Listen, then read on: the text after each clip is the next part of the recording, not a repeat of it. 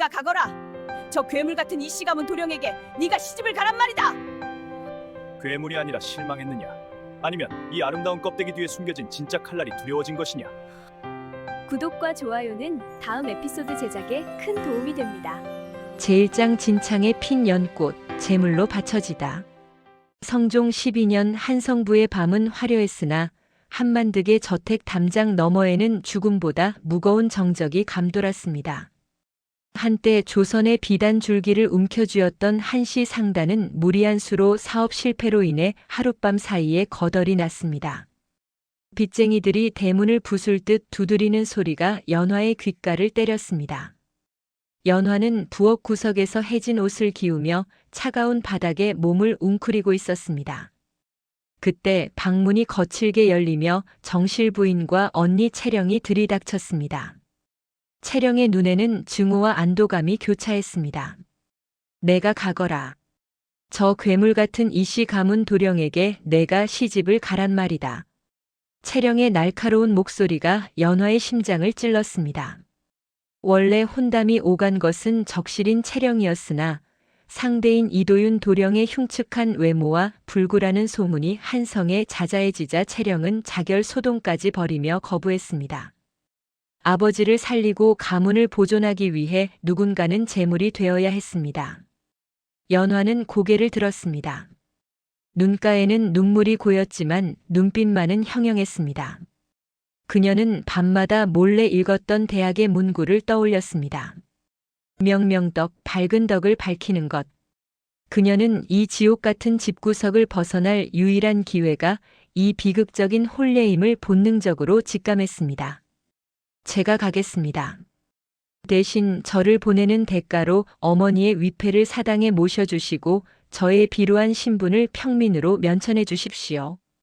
천한첩의 자식 주제의 거래를 제안하느냐며 채령의 손바닥이 연화의 뺨을 세차게 내리쳤습니다.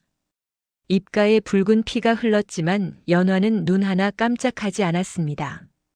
거실 저편에서 이 모든 상황을 지켜보던 아버지 한만득은 차마 딸의 얼굴을 보지 못하고 고개를 돌린 채 흐느꼈습니다. 장사치로서 수만 번 주파나를 튕겨봤지만 자식의 목숨을 팔아 빚을 갚는 이 계산만큼은 가슴이 찢어지는 일이었기 때문입니다. 혼례 당일 연화는 화려한 화롯 대신 소박한 옷차림으로 가마에 올랐습니다. 그 흔한 잔치도 축하객도 없었습니다. 가마 밖에서는 저 가여운 것이 괴물에게 잡아먹히러 가는구나라는 사람들의 수군거림이 비수처럼 꽂혔습니다. 이씨 가문의 대저택은 산속 깊은 곳에 은둔하듯 자리 잡고 있었습니다. 어둠이 짙게 깔린 밤 연화는 홀로 신방에 앉아 떨리는 손을 맞잡았습니다. 문 밖에서는 기괴한 발소리가 들려왔습니다. 직, 직. 무거운 다리를 끄는 듯한 소름 끼치는 소리였습니다. 마침내 문이 열리고 소문대로 얼굴의 절반을 가린 기괴한 가면을 쓴 사내가 방으로 들어섰습니다. 촛불이 일렁이며 그의 그림자를 벽에 거대하게 투영했습니다. 사내는 연화의 앞에 멈춰서서 쇳소리가 섞인 차가운 목소리로 물었습니다. 나의 소문을 듣고도 도망치지 않았구나. 돈에 팔려온 계집인가 아니면 목숨이 아깝지 않은 미치광인가. 연화는 천천히 고개를 들어 사내에 가면 뒤를 응시했습니다. 공포가 엄습했지만 그녀는 도망치는 대신 정면을 선택했습니다. 그녀는 알고 있었습니다. 진짜 괴물은 흉측한 외모가 아니라 사람의 약점을 조롱하는 세상의 시선이라는 것을 말입니다. 저는 팔려온 것이 아니라 제 발로 제 운명을 살아왔습니다. 서방님. 연화의 단호한 대답에 사내의 어깨가 미세하게 떨렸습니다. 가면 뒤에 숨겨진 서늘하고도 아름다운 안광이 연화를 향해 번뜩였습니다. 이것이 훗날 조선을 뒤흔들 두 사람의 지독하고도 처절한 인연의 시작이었습니다. 제2장 가면 뒤에 진실 서늘한 초야. 신방 안의 공기는 얼음장처럼 차가웠습니다. 촛불은 바람도 없는데 위태롭게 흔들렸고 가면을 쓴 사내, 이도윤은 연화의 발치에 머물며 그녀를 관찰했습니다. 다리를 절며 다가온 그의 몸에서는 피비린내 대신 뜻밖에도 깊고 은은한 침향 냄새가 났습니다. 도윤은 거칠고 투박한 손을 뻗어 연화의 턱을 치켜 올렸습니다. 손가락 끝에 닿는 감촉은 소문과 달리 매끄럽고 단단했습니다. 그는 연화의 눈동자 속에 서린 두려움을 찾으려 했으나 그곳에 있는 것은 오직 살고자 하는 처절한 의지뿐이었습니다. 내 얼굴을 보고도 기절하지 않는 여인은 내가 처음이구나. 아니면 이가면 뒤에 숨은 괴물이 이미 내 마음속 공포보다 작기 때문인가? 도윤의 비릿한 비웃음과 함께 그는 천천히 얼굴의 반을 가리고 있던 기괴한 금속 가면을 벗어 던졌습니다. 연화는 순간 숨을 멈췄습니다. 소문대로라면 흉측한 반점과 일그러진 살점이 있어야 할 자리에는 마치 달빛을 깎아 만든 듯한 옥골 선풍의 수려한 용모가 드러났습니다. 날카로우면서도 깊은 눈매, 곧게 뻗은 콧날, 그리고 붉은 입술까지. 그는 한성부 여인들이 상상하던 괴물이 아니라 조선 땅 어디에서도 찾아볼 수 없는 압도적인 미남자였습니다. 얼굴에 반점이니 흉터니 하는 것들은 모두 그가 직접 그려넣거나 소문을 퍼뜨린 정교한 기만이었습니다. 연화는 당황하여 눈을 떨었지만 도윤은 차가운 미소를 지으며 연화를 침상으로 거칠게 밀쳐냈습니다. 괴물이 아니라 실망했느냐? 아니면 이 아름다운 껍데기 뒤에 숨겨진 진짜 칼날이 두려워진 것이냐? 도윤은 절던 다리를 곧게 펴고 방 한 구석으로 걸어갔습니다. 그는 불구가 아니었습니다. 흉측한 소문과 절뚝이는 걸음거리는 권력 다툼 속에서 살아남기 위해 그리고 진정으로 자신과 가문을 지킬 지혜롭고 담대한 동반자를 찾기 위해 그가 스스로 쳐놓은 거대한 거미줄이었습니다. 그는 벽면을 밀어 비밀스러운 공간을 드러냈습니다. 그곳에는 명나라와의 밀무역 기록과 조선 팔도의 돈줄을 쥐고 흔드는 거대한 장부들이 산더미처럼 쌓여 있었습니다. 똑똑히 보거라. 이것이 내가 숨겨온 진짜 얼굴이다. 나는 한성부에 미친 괴물이 아니라 이 나라의 재력을 발 아래 둔 그림자 주인이다. 너는 오늘 죽음의 문턱을 넘어 내 가장 깊은 비밀 안으로 들어온 것이다. 도윤은 서늘한 눈빛으로 연화에게 두꺼운 장부 한 권을 던졌습니다. 그것은 연화의 아버지 한만득을 파멸시킨 빚의 원부였습니다. 내 아비가 망한 것은 내 언니와 정실 부인이 상단의 기밀을 팔아넘겼기 때문이다. 너를 이곳으로 보낸 것은 그들이 저지른 죄의 뒤처리였을 뿐이지. 너는 가족들에게 철저히 버려진 것이다. 연화는 장부를 움켜쥐었습니다. 손끝이 하얗게 질릴 정도로 힘이 들어갔습니다. 자신을 사지로 몰아넣은 이들이 다름 아닌 혈육이었다는 사실에 연화의 눈에서 서슬퍼런 복수의 안개가 피어올랐습니다. 도윤은 그런 연화의 귓가에 낮게 속삭였습니다. 나를 이용해라. 내 재력과 이 아름다운 껍데기를 빌려줄 테니 너는 나의 머리가 되어 다오. 그 대가로 너를 천대했던 그 가문을 내 발 아래 무릎 꿇리게 해주마. 어떠냐, 이 계약을 받아들이겠느냐? 연화는 천천히 일어나 도윤의 완벽한 얼굴을 정면으로 응시했습니다. 이제 그녀의 눈에 공포는 없었습니다. 서방님, 저는 단지 무릎을 꿇리는 것으로 만족하지 않습니다. 그들이 가진 모든 것을 빼앗고 제가 겪었던 그 진창의 맛을 뼈저리게 느끼게 할 것입니다. 그것이 제가 이 집에 들어온 진짜 이유가 될 것입니다. 두 사람의 시선이 허공에서 불꽃처럼 맞부딪혔습니다. 조선에서 가장 미천했던 여인과 가장 완벽한 비밀을 가진 남자가 손을 잡는 순간이었습니다.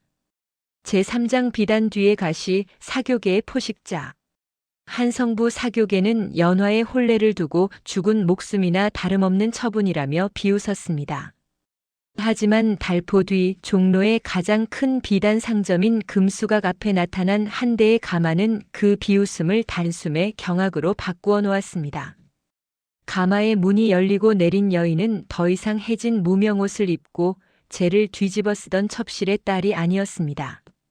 최고급 항나 비단에 수만 번의 바느질로 새겨진 연꽃 문양, 그리고 햇빛을 받아 눈부시게 산란하는 옥비녀까지. 연화의 걸음걸이 하나하나에는 범접할 수 없는 기품과 서늘한 권위가 서려 있었습니다. 그 소식은 곧장 한만득의 저택으로 전해졌습니다. 채령은 제 동생이 괴물에게 뜯겨 초췌해졌을 것이라 확신하며 확인차 금수각으로 달려갔습니다. 하지만 그녀가 마주한 것은 귀부인들의 상석에 앉아 상단의 장부를 매서운 눈초리로 훑고 있는 연화였습니다. 채령은 숨을 몰아쉬며 연화의 앞을 가로막았습니다. 질투로 일그러진 얼굴은 평소의 가식적인 미소조차 잊은 상태였습니다. 내 인연, 내가 감히 어디라고 여기가 와서 안주인 행세를 하느냐? 괴물 같은 놈에게 시집 가더니 미치기라도 한 게냐? 연화는 찻잔을 천천히 내려놓았습니다. 찻잔이 탁자에 닿는 탁 소리가 주변의 공기를 얼어붙게 했습니다. 연화는 고개를 들어 채령을 바라보았습니다. 그 눈빛은 예전에 겁먹은 소녀가 아니었습니다. 언니, 예의를 갖추십시오. 이제 저는 이 상단의 최대 채권자인 이씨 가문의 정실 부인입니다. 언니의 아버님, 아니 한만득 행수가 제 남편에게 진 빚이 얼마인지 잊으신 모양입니다. 연화는 품 안에서 붉은 인장이 찍힌 문서를 꺼내 채령의 발치에 던졌습니다. 그것은 한만득이 급전을 빌리며 담보로 잡았던 저택의 소유권 이전 증서였습니다. 채령의 안색이 창백해졌습니다. 에이, 이게 무슨... 아버지가 그럴 리 없다. 그럴 리 없는 일을 만든 것이 바로 언니와 어머님 아니었습니까? 경쟁 상단의 장부 기밀을 넘기고 그 대가로 받은 보석들을 사당 뒤편 장독대에 숨겨두신 걸 제가 모를 줄 아셨습니까? 연화의 목소리는 낮고 가늘었지만 채령에게는 벼락처럼 내리쳤습니다. 연화는 천천히 자리에서 일어나 채령에게 다가갔습니다. 그리고 채령의 귀에 대고 소름 끼치도록 차갑게 속삭였습니다. 이제 시작입니다. 언니가 누리던 그 비단 옷, 기름진 음식, 그리고 그 오만한 신분까지 내가 하나하나 산채로 가죽을 벗기듯 벗겨낼 것입니다. 기대하셔도 좋습니다. 그날 밤 이도윤의 저택 별당. 도윤은 서재에서 연화가 가져온 금수각의 수익 보고서를 검토하고 있었습니다.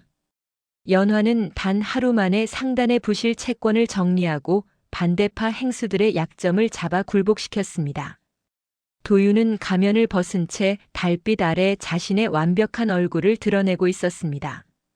그는 방 안으로 들어오는 연화의 기척을 느끼고는 입가에 기묘한 미소를 띄었습니다. 도끼를 품은 연꽃이라더니 한성부 전체가 내 소문으로 들썩이는구나.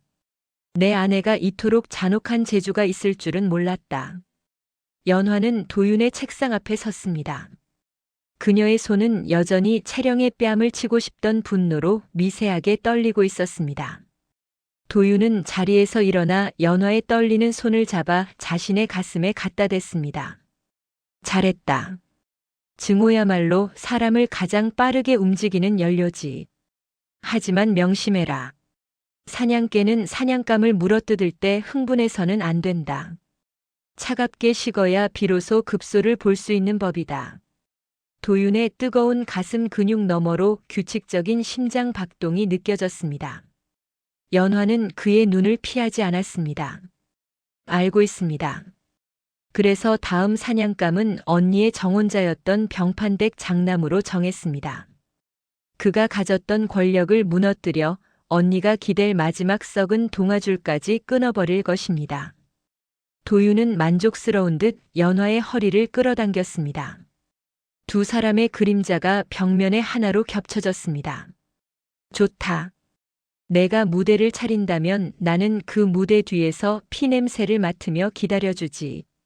조선의 모든 돈과 권력이 내 발밑에 엎드릴 때까지. 연화는 도윤의 어깨에 고개를 묻으며 다짐했습니다. 자신을 버린 세상에 대한 복수는 이제 막 서막을 올렸을 뿐이었습니다. 제사장 무너지는 사상 누각. 한성부 사가의 담장 안팎으로 연화의 이름이 오르내리기 시작한 것은 그녀의 화려함 때문만은 아니었습니다. 연화는 도윤의 재력을 휘두르는 대신 상단의 가장 밑바닥부터 파고들었습니다. 그녀는 과거 자신이 부엌대기로 살며 보아왔던 행수들의 부정부패, 장부의 허점, 그리고 소외된 하역군들의 고충을 꿰뚫고 있었습니다. 연화는 도윤에게 빌린 자금을 베푸는 것에 먼저 썼습니다. 기근으로 쌀값이 폭등하자 상단의 창고를 열어 시세보다 낮은 가격으로 곡식을 풀었습니다. 이는 단순한 자선이 아니었습니다. 민심을 얻어 조정의 비난을 피함과 동시에 매점매석으로 배를 불리던 한만득과 그 일파의 돈줄을 말려버리는 정교한 계책이었습니다. 그 시각 한만득의 저택은 지옥과 다름없었습니다. 쌀값이 떨어지자 무리하게 빚을 내어 곡식을 사들였던 한만득은 파산 직전에 몰렸습니다. 화려한 비단옷을 즐기던 채령은 이제 끼니를 걱정해야 할 처지가 되었습니다. 그년이다.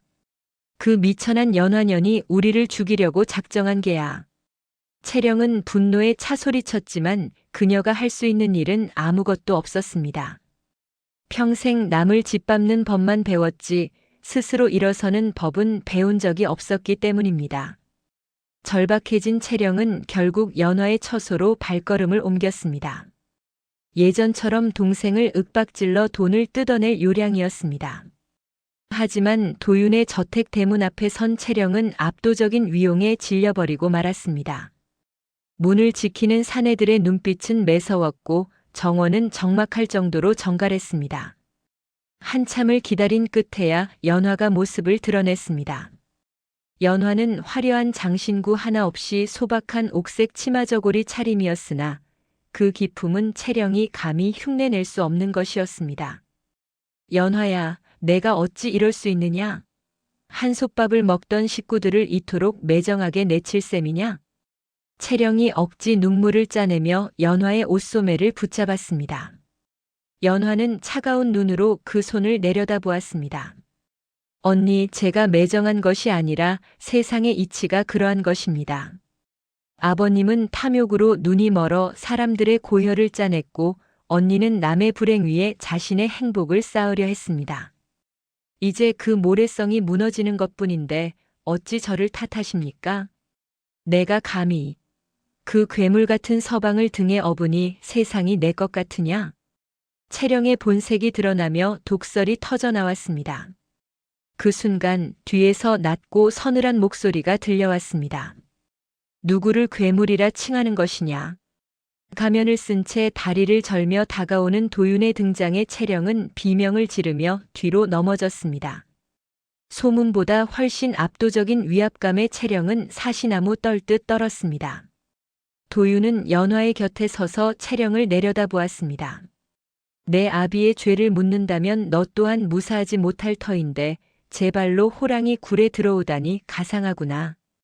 도윤의 서늘한 경고에 채령은 뒷걸음질 치다 도망치듯 사라졌습니다. 그 뒷모습을 보며 연화는 깊은 한숨을 내쉬었습니다. 복수는 달콤할 줄 알았으나 무너져가는 혈육의 추한 모습을 보는 가슴 한구석은 시리고 공허했습니다. 그날 밤 달빛이 내리쬐는 후원 툇마루에 연화와 도윤이 마주 앉았습니다.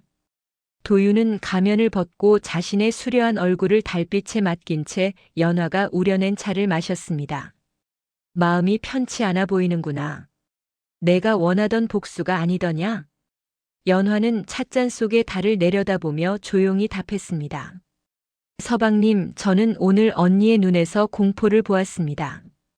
하지만 그 공포는 반성에서 온 것이 아니라 자신이 누리던 것을 잃은 상실감에서 온 것이더군요. 사람이 사람을 용서한다는 것이 얼마나 어려운 일인지, 그리고 욕심의 끝이 얼마나 허망한지 이제야 조금 알 것 같습니다. 도윤은 연화의 손을 가만히 덮어 잡았습니다. 죄를 지은 자는 반드시 그 값을 치러야 한다. 그것이 하늘의 도리다. 너는 그 도리를 바로잡고 있는 것뿐이니 스스로를 자책하지 마라. 다만 증오가 너를 잡아삼키게 두어서도 안 된다. 연화는 고개를 끄덕였습니다. 그녀는 이제 단순히 원수를 갚는 것을 넘어 자신이 가진 힘으로 사람을 살리는 길을 고민하기 시작했습니다. 진정한 인생 역전은 신분이 높아지는 것이 아니라 자신의 영혼이 깊어지는 것임을 깨달아가는 밤이었습니다. 제5장 핏줄의 무게, 마지막 자비. 한성부의 찬 바람이 살갗을 파고드는 초겨울이 찾아왔습니다. 한때 번성했던 한만득의 상단은 이제 빈 껍데기만 남았습니다.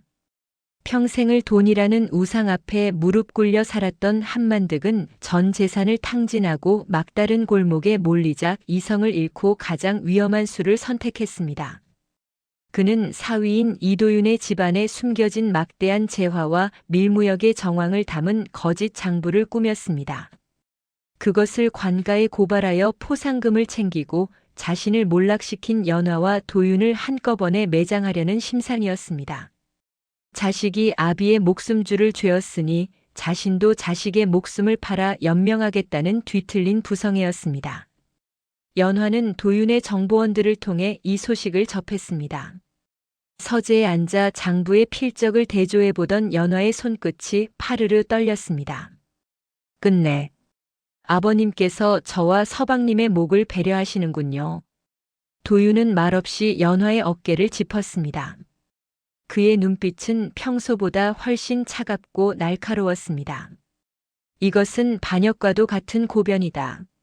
만약 관가에 상달된다면 내 가문은 멸문지화를 피할 수 없고 너 또한 역적의 아내로 처형될 것이다. 내가 손을 써야겠느냐 아니면 내가 마무리하겠느냐? 연화는 잠시 눈을 감았습니다.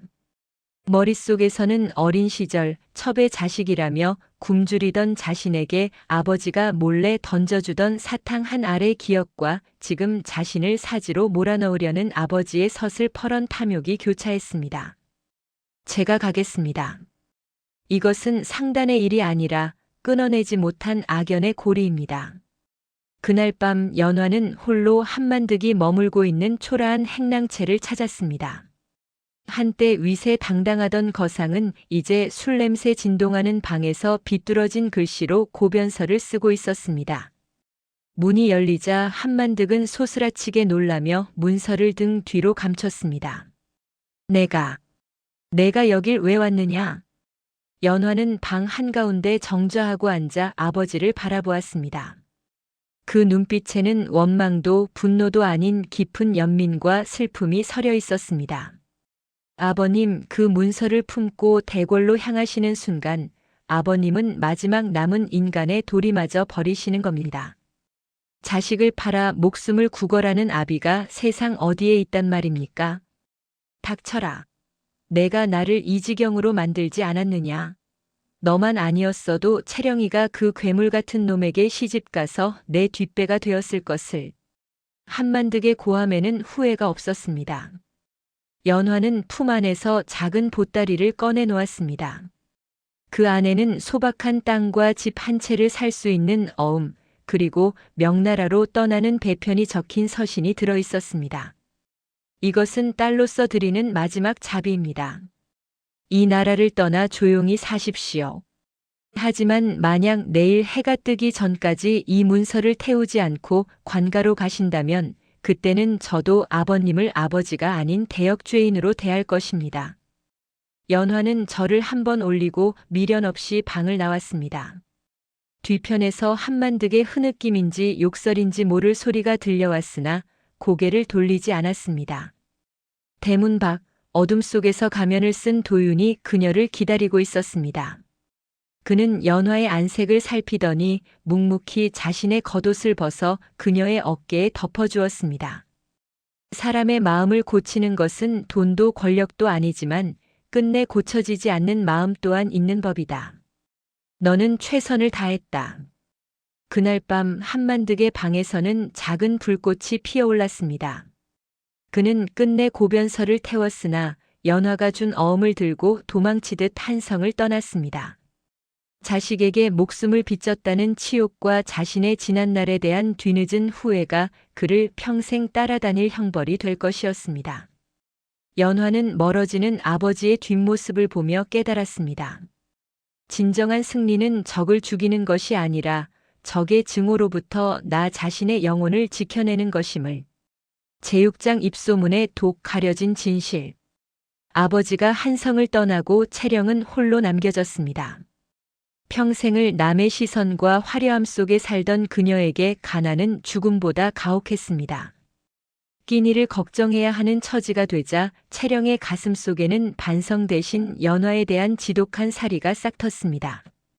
그녀는 연화가 누리는 평온함이 사술 없이는 불가능하다고 믿고 싶었습니다. 그 흉측한 괴물과 살면서 어찌 저리 얼굴이 좋을 수 있단 말이냐. 분명 여우의 피를 마셨거나 사악한 부적을 써서 도령을 홀린 게 분명해. 채령은 시장 바닥의 소문꾼들과 타락한 무당을 찾아다니며 은밀한 소문을 퍼뜨리기 시작했습니다. 이도윤의 집 근처에서 밤마다 여우의 울음소리가 들린다. 연화가 밤마다 남편의 상처를 핥으며 요술을 부린다는 터무니없는 이야기들은 자극적인 것을 좋아하는 사람들의 입을 타고 눈덩이처럼 불어났습니다. 소문은 담장을 넘어 도성의 명문가 부인들, 그리고 마침내 대궐 안까지 흘러들어갔습니다. 당시 성종대는 유교적 질서를 바로잡기 위해 음사와 사수를 엄격히 금하던 시기였습니다. 연화를 시기하던 다른 상단의 경쟁자들은 이 기회를 놓치지 않고 관가에 투서를 넣었습니다. 어느 날 오후 평화롭던 도윤의 저택에 한성부 포교들이 들이닥쳤습니다. 사술의 증거를 찾겠다며 안채를 샅샅이 뒤지는 그들의 무례함에 연화는 분노했지만 겉으로는 서늘한 평정을 유지했습니다. 명분 없는 수색은 법도에 어긋납니다. 사술을 썼다는 증거가 어디 있습니까? 연화의 외침에도 포교들은 안방의 요 밑에서 미리 누군가 심어놓은 듯한 붉은 부적과 썩은 짐승의 뼈를 찾아내어 높이 치켜들었습니다. 채령이 미리 매수한 하인을 통해 심어둔 함정이었습니다. 사람들이 웅성거리는 가운데 가면을 쓴 도윤이 절뚝이며 방에서 나왔습니다. 내 아내를 욕보이는 자 누구냐? 포교들은 움찔했으나 부적이라는 명백한 물증 앞에 도윤을 압박했습니다. 연화는 이 위기가 단순히 자신의 명예를 넘어 도윤이 숨겨온 비밀 그가 멀쩡하다는 사실과 막대한 재력을 운용한다는 점을 들춰내려는 함정임을 간파했습니다. 그때 연화는 포교의 손에 들린 부적을 가만히 살피더니 차분한 목소리로 말했습니다. 그 부적에 쓰인 글귀를 아십니까? 그것은 사술의 글귀가 아니라 불교 경전의 일부인 구절입니다. 제가 밤마다 남편의 쾌차를 빌며 직접 쓴 것입니다. 하지만 이 뼈는 우리 집 개가 물어다 놓은 것일까요? 아니면 이 문을 열어준 자의 품에서 떨어진 것일까요? 연화는 문가에서 초조하게 지켜보던 하인 칠복을 매서운 눈으로 쏘아보았습니다. 채령에게 매수되었던 칠복은 연화의 서슬 퍼런 기세에 주저앉으며 실토하고 말았습니다. 아씨, 저는 그저 채령 아기씨가 시키는 대로. 그분이 돈을 주며 이것을 방에 넣어두라 하셨습니다. 순식간에 전세가 역전되었습니다. 연화는 포교들에게 당당히 말했습니다. 가족의 정을 생각해 참아왔으나 이제는 법의 심판을 물어야겠습니다. 무고죄는 엄중한 벌로 다스린다고 배웠습니다. 이자를 압송하고 배후에 있는 제 언니 또한 문초해 주십시오. 포교들은 허겁지겁 칠복을 끌고 나갔습니다. 구경하던 사람들은 연화의 지혜에 감탄하며 흩어졌습니다. 모두가 떠난 뒤 도윤은 가면을 벗고 연화를 마주보았습니다. 그의 눈에는 연화에 대한 깊은 신뢰와 미안함이 교차했습니다. 나 때문에 내가 이런 수모를 겪는구나. 내가 가면을 벗고 진실을 밝히면 이런 천박한 소문쯤은 단칼에 벨 수 있을 터인데. 연화는 도윤의 손을 잡고 부드럽게 미소 지었습니다. 아닙니다, 서방님. 가짜를 이기는 것은 더 큰 힘이 아니라 명백한 진실입니다. 언니는 제게 상처를 주려 했으나 오히려 제게서 가족이라는 마지막 미련을 잘라주었습니다. 이제 저는 더 이상 흔들리지 않습니다. 도윤은 연화를 품에 안았습니다. 권모술수가 판치는 조선의 어둠 속에서 두 사람은 서로가 서로의 유일한 안식처임을 다시 한번 확인했습니다. 하지만 이 소동을 지켜본 조정의 한 권세가는 도윤에 가면 뒤에 숨겨진 거대한 재력의 냄새를 맡기 시작했습니다. 제7장 무릎 꿇린 욕망, 그리고 다가오는 검은 그림자. 채령이 무고죄로 한성부 옥사에 갇혔다는 소식은 한씨 가문의 마지막 남은 자존심을 처참히 짓밟았습니다. 평생 연화를 벌레보다 못하게 여기던 정실 부인은 이제 머리를 풀어 헤친 채 연화의 집 대문 앞에 엎드려 있었습니다. 한때 집안의 절대 권력자였던 그녀가 자신이 제물로 던졌던 첩의 딸에게 목숨을 구걸하게 된 것입니다. 연화는 차가운 대청마루에 앉아 마당에 엎드린 정실 부인을 내려다보았습니다. 비가 부슬부슬 내리는 궂은 날씨였으나 연화는 그녀를 안으로 들이지 않았습니다. 그것은 복수심 때문이 아니라 죄의 무게를 스스로 견디게 하려는 연화만의 준엄한 가르침이었습니다. 연화야, 내 죽을 죄를 지었다. 채령이가 제정신이 아니어서 그랬으니 한 번만 선처해다오. 부인의 절규에 연화는 천천히 차를 한 모금 머금고 입을 열었습니다. 어머님, 제가 종처럼 부엌을 치우고 언니의 발사계를 빨 때 저를 사람으로 보신 적이 단 한 번이라도 있으셨습니까? 제가 서방님께 시집 오던 날 언니는 제게 괴물에게 잡아먹히라 저주했습니다. 그런데 이제 와서 자매의 정을 찾으시다니요. 부인은 아무 말도 하지 못한 채 바닥에 이마를 짓지었습니다. 연화는 자리에서 일어나 부인의 앞에 섰습니다. 그녀는 부인의 손에 쥐어져 있던 화려한 금가락지를 빼앗아 진흙탕에 던져버렸습니다. 채령 언니는 옥에서 풀려날 것입니다. 하지만 조건이 있습니다. 한성부의 모든 재산을 처분하고 고향으로 내려가 평생 속죄하며 사십시오. 다시는 비단을 두르지도 남을 멸시하지도 마십시오. 이것이 제가 드릴 수 있는 마지막 가족으로서의 예우입니다. 부인은 진흙 묻은 가락지를 주워들고 허망하게 물러갔습니다. 탐욕으로 세운 공든 탑이 무너지는 소리는 빗소리에 묻혀 고요했으나 그 끝은 처절했습니다. 하지만 가문 내부의 비극이 일단락되기도 전에 더 거대하고 서늘한 외풍이 들이닥쳤습니다. 도윤의 뒤를 캐던 조정의 실세, 병조판서 박승직이 움직이기 시작한 것입니다.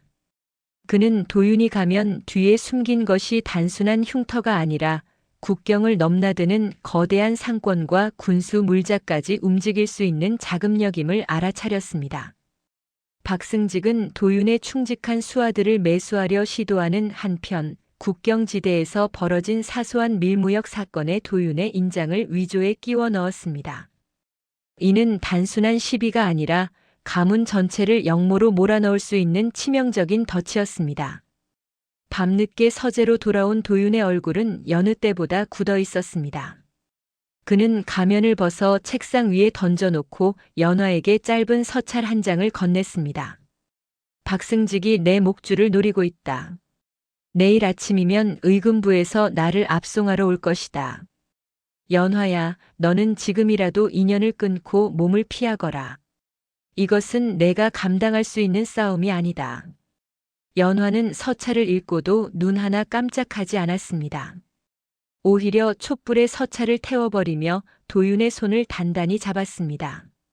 서방님, 제가 서방님의 얼굴을 처음 보았을 때 말씀드리지 않았습니까? 저는 제 발로 제 운명을 살아왔다고요. 서방님이 쓰러지시면 저 또한 존재할 이유가 없습니다. 박승직이 탐내는 것은 서방님의 목숨이 아니라 그분이 가진 재물입니다. 그렇다면 우리는 그 재물로 그의 탐욕을 역으로 이용해야 합니다. 연화의 눈빛에 서린 지혜는 도윤의 불안을 잠재웠습니다. 그녀는 이미 밤마다 읽었던 병법서와 장부들을 토대로 박승직의 약점을 파악하고 있었습니다. 가면을 쓰신 채 의금부로 가십시오. 당당히 고개를 숙이지 마십시오. 그들이 서방님을 옥죄려 할 때 제가 대궐 밖에서 박승직의 숨통을 끊을 금전의 그물을 펼치겠습니다. 두 사람은 어둠 속에서 서로를 깊게 응시했습니다. 이제 이야기는 집안 싸움을 넘어 권력의 심장부를 향한 거대한 두뇌 싸움으로 번져가고 있었습니다. 제8장 금전의 그물, 탐욕의 올가미.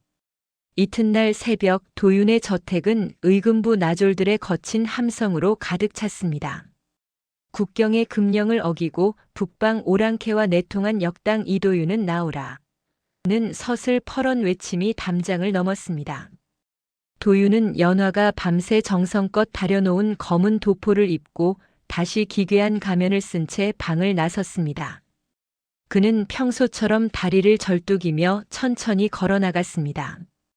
포박당하는 순간에도 도윤의 눈빛은 가면 뒤에서 번뜩였고 연화는 대청마루 끝에 서서 남편의 뒷모습을 묵묵히 지켜보았습니다.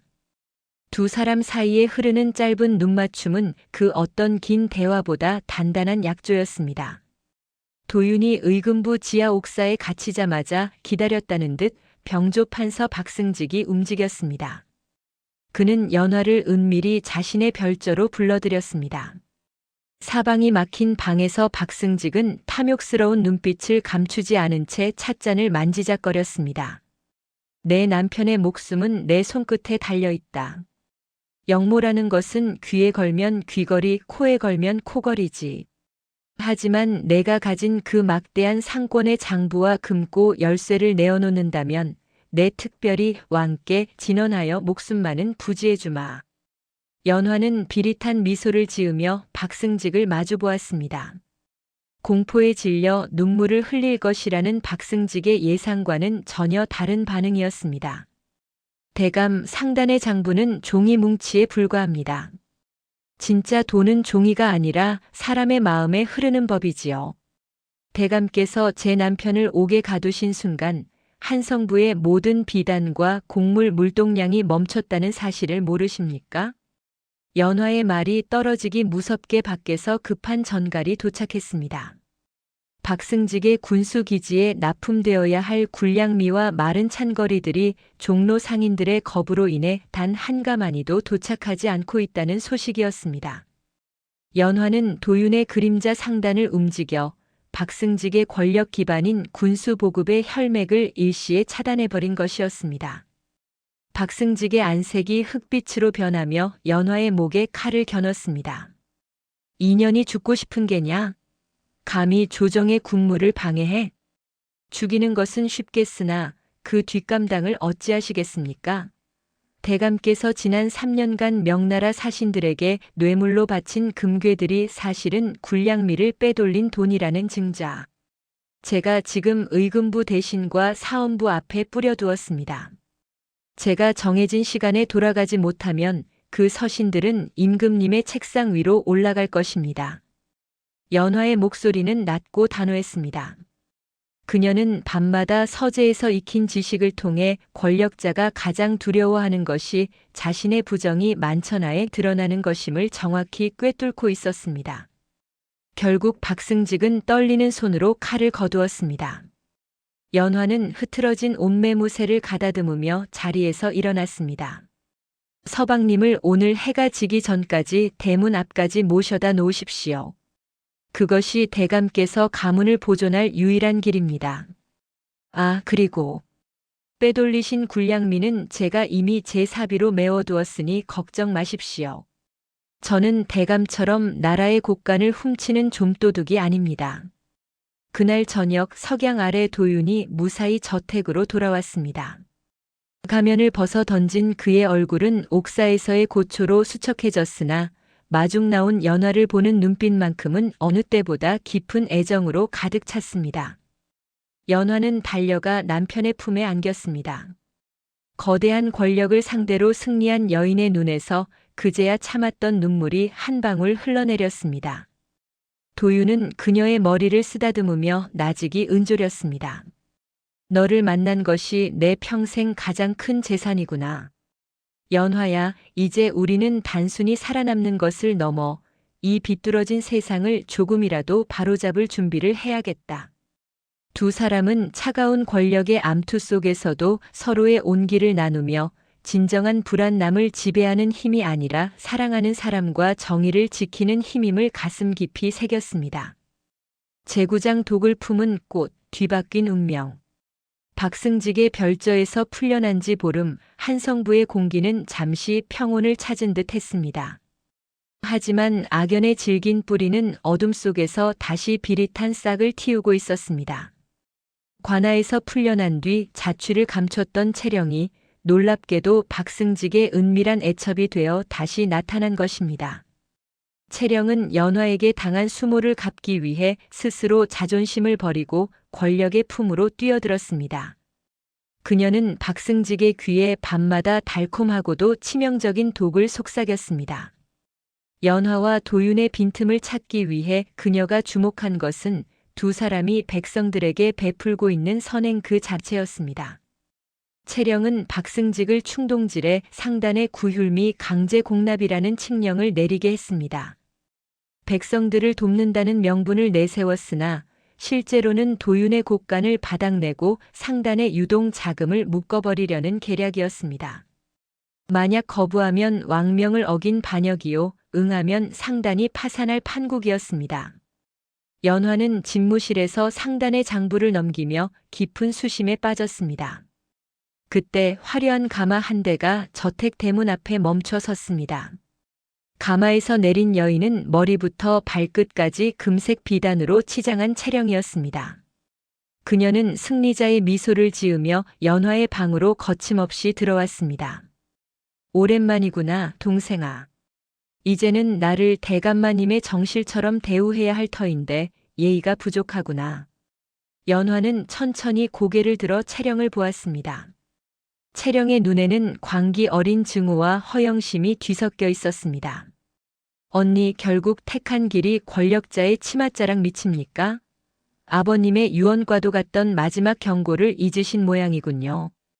닥쳐라. 너는 그 괴물 같은 놈 밑에서 돈 몇 푼 굴리며 안주인 행세를 하니 눈에 뵈는 게 없느냐? 곧 내 놈들의 상고는 텅 비게 될 것이다. 대감께서 내 서방의 목을 베는 날, 내가 내 누나를 파내어 길가에 던져줄 테니 기대하거라. 채령은 저주를 퍼붓고는 비웃으며 방을 나갔습니다. 그녀가 떠난 자리에는 독한 분내와 함께 싸늘한 정적만이 남았습니다. 그날 밤 도윤은 가면을 벗지 않은 채 어둠 속에 앉아 있었습니다. 그는 채령의 배후에 박승직뿐만 아니라 도윤의 재력을 시기하는 조정 내 훈구파 세력이 결집하고 있음을 직감했습니다. 연화야, 이번엔 적들이 명분을 쥐고 있다. 왕명을 거역할 수는 없다. 곡간을 열어야 할지도 모르겠구나. 연화는 도윤의 곁으로 다가와 그의 차가운 손을 맞잡았습니다. 그녀의 눈빛은 채령의 독설에도 흔들리지 않을 만큼 단단해져 있었습니다. 서방님, 벼리는 칼날이 날카로울수록 쉽게 부러지는 법입니다. 저들이 명분을 내세운다면 우리는 그 명분을 더 크게 키워 저들을 집어삼키게 하면 됩니다. 구휼미를 내어주되 그 쌀이 누구의 손을 거쳐 어디로 가는지 한성부 모든 백성의 눈이 지켜보게 만들 것입니다. 연화는 상단의 하역군들과 저작거리의 거지들, 그리고 그를 아는 유생들을 포섭하기 시작했습니다. 박승직과 채령이 구휼미를 가로채려 한다는 소문을 은밀히 퍼뜨림과 동시에 공납하는 모든 쌀자루에 이도윤 상단의 인장을 찍고 장부를 백성들에게 공개하는 파격적인 수를 던졌습니다. 며칠 뒤 한성부 광장에는 수천 개의 쌀자루가 쌓였습니다. 박승직의 부하들이 이를 수거하려 할 때 수많은 백성이 그 과정을 지켜보며 숨을 죽이고 있었습니다. 채령은 멀리서 그 광경을 보며 쾌재를 불렀으나 그녀는 알지 못했습니다. 그 쌀자루 하나하나가 박승직의 탐욕을 증명할 움직이는 목격자가 될 것임을 말입니다. 연화는 높은 누각에서 그 광경을 내려다보며 나직이 은조렸습니다. 언니, 진정한 권세는 금박 비단에서 나오는 것이 아니라 굶주린 자의 배를 채워주는 진심에서 나오는 것입니다. 언니가 쌓은 그 독은 결국 언니 자신을 삼키게 될 것입니다. 탐욕의 눈먼 채령과 박승직, 그리고 지혜로 맞서는 연화와 도윤. 한성부를 가로지르는 거대한 폭풍전야의 긴장감이 두 가문을 휘감고 있었습니다. 제10장 가면의 낙화, 드러난 진실. 박승직과 채령의 계략은 집요했습니다. 구휼미 공납으로 도윤의 상단이 흔들릴 줄 알았으나 오히려 연화가 공개한 장부와 백성들의 감시 덕분에 박승직의 입지만 좁아졌습니다. 다급해진 채령은 박승직의 권위를 빌려 최후의 도박을 감행합니다. 그것은 도윤의 괴물 같은 몰골을 대중 앞에 강제로 드러내어 그가 부정한 사술로 재산을 모았다는 명분을 씌워 가문을 몰수하려는 저열한 작전이었습니다. 어느덧 한성부의 눈발이 흩날리던 날 박승직은 민심을 달래는 연회라는 구실로 도윤과 연화를 궁 근처의 영빈관으로 불러들였습니다. 그곳에는 조정의 관료들뿐만 아니라 소문을 듣고 몰려든 유생들과 구경꾼들이 인산인해를 이루고 있었습니다. 연회석상 상석에 앉은 박승직은 술잔을 기울이며 비릿하게 웃었습니다. 그 곁에서 화려한 가채와 장신구로 치장한 채령이 독사 같은 눈빛으로 연화를 노려보았습니다. 이도윤 도령, 소문에 의하면 그대의 안면이 흉측하여 보는 이마다 혼비백산한다더군. 하지만 오늘은 성상의 은덕을 기리는 자리이니 그 괴상한 가면을 벗고 예의를 갖추는 것이 도리가 아니겠는가. 박승직의 말에 좌중이 술렁였습니다. 사람들은 괴물 도령의 실체를 확인하고 싶은 호기심에 마른 침을 삼켰습니다. 채령이 거들었습니다. 설마 그 얼굴 아래에 감추고 있는 것이 부정한 낙인이라도 되는 것입니까? 당당하다면 어찌 대낮에도 얼굴을 가리고 사시는지 모르겠군요. 도윤은 가면 뒤에서 연화를 바라보았습니다. 연화는 살포시 고개를 끄덕였습니다. 이제 때가 되었습니다. 적들이 스스로 놓은 덫에 발을 들이게 할 시간이었습니다. 도윤은 천천히 자리에서 일어났습니다. 그는 절뚝이던 다리를 곧게 펴고 장내를 압도하는 기계로 한가운데로 걸어 나갔습니다. 내 얼굴을 그토록 보고 싶어 하시니 내 친히 보여드리지요. 다만 진실을 마주한 대가는 오롯이 대감의 몫이 될 것입니다. 도윤의 손이 천천히 가면으로 향했습니다. 정적이 감돌고 채령은 승리를 확신하며 비웃음을 지었습니다. 마침내 가면이 바닥으로 떨어지며 둔탁한 소리를 냈습니다. 순간 영빈관 곳곳에서 비명 섞인 감탄사가 터져나왔습니다. 흉측한 반점도 일그러진 살점도 없었습니다. 달빛보다 고결하고 서늘한 옥골선풍의 미남자가 그곳에 서 있었습니다. 채령은 들고 있던 술잔을 떨어뜨렸습니다. 에이, 이럴 리가 없다. 내 놈은 분명 괴물이라 하였거늘. 도윤의 목소리가 천둥처럼 장내를 울렸습니다. 괴물은 제 얼굴이 아니라 탐욕의 눈이 멀어 나라의 군량미를 빼돌리고 백성의 고혈을 짜내는 그대들의 마음속에 살고 있는 것 아니오. 내가 가면을 쓴 것은 세상의 편견으로부터 내 진심을 지키기 위함이었으나 이제 그 가면을 벗어 그대들의 추악함을 비추는 거울로 삼겠소. 그때 연화가 미리 준비한 상단의 행수들이 관가에서 발급한 정식 문서를 들고 나타났습니다. 그것은 박승직이 지난 수년간 상인들에게 가했던 협박과 수탈의 기록들이었습니다. 연화는 차갑게 얼어붙은 채령의 앞으로 다가갔습니다. 언니 외모가 사람의 전부라 믿으셨지요? 언니가 그토록 탐내던 비단과 권력은 이제 언니를 올가맬 포승줄이 될 것입니다. 서방님의 얼굴은 빛이 나지만 언니의 영혼은 이미 검게 타버린 숯과 다름없으니까요. 박승직은 파랗게 질려 군사들을 부르려 했으나 이미 사원부의 감찰관들이 연회장을 에워싸고 있었습니다.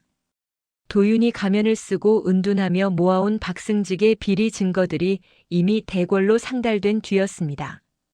채령은 비참하게 바닥에 주저앉았습니다. 그녀가 누리던 짧은 권세는 한겨울의 서리처럼 허망하게 쓰러져 갔습니다. 연화는 무너진 언니를 보며 승리의 희열 대신 인간의 욕심이 얼마나 부질없는지를 다시 한번 가슴에 새겼습니다. 제11장 타오르는 업화, 재가 된 욕망. 박승직의 실각과 함께 채령의 영화도 하룻밤 꿈처럼 흩어졌습니다. 대궐에서는 박승직의 가산을 몰수하고 유배령을 내렸으나 채령은 관아의 추적을 피해 한성부 뒷골목으로 숨어들었습니다. 비단옷 대신 때 절은 누더기를 걸친 채령의 눈에는 이제 이성이라곤 찾아볼 수 없는 광기만이 번뜩였습니다. 그녀는 자신의 몰락이 동생 연화의 탓이라 굳게 믿으며 자신을 태워버릴 지옥불을 스스로 준비하고 있었습니다. 한성부 서쪽 연화가 정성껏 일궈낸 상단의 심장부인 대금 상고는 겨울을 나기 위한 곡식과 비단으로 가득 차 있었습니다. 이곳은 단순히 재물을 모으는 곳이 아니라 연화가 빈민들을 위해 일자리를 만들고 상인들의 신용을 쌓아온 상징적인 장소였습니다. 그날 밤 마른 하늘에 차가운 겨울바람이 거세게 몰아쳤습니다. 채령은 품 안에 숨겨온 기름병과 부싯돌을 움켜쥐고 어둠 속을 기어 상고 뒷담을 넘었습니다.